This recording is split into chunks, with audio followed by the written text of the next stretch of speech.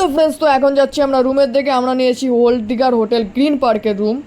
Total 3টে room নেওয়া হয়েছিল, কিন্তু 2টো রুম দেখালাম। 2টো রুমের মধ্যে আলাদা আলাদা ডেকোরেট করা, আর এসি, ফ্রিজ, টিভি, সোফা থেকে শুরু করে বাথরুমের কন্ডিশন তো খুবই সুন্দর।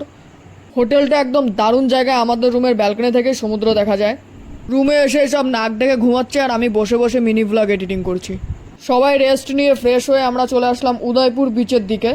জোয়ার রয়েছে, এখনও ভাটার টাইম হয়নি, আর এখানে এসে আমরা টেবিল চেয়ার ভাড়া করলাম।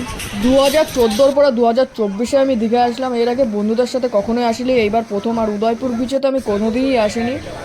এখানের মাহলটা একটু অন্যরকমই। তবে এখানে বসে থেকে সমুদ্রের জলগুলো যে পায়ের মধ্যে আসছিল, আর সাথে কাঁকড়া আর চিংড়ি মাছ থাকলে তো আর কি চাই।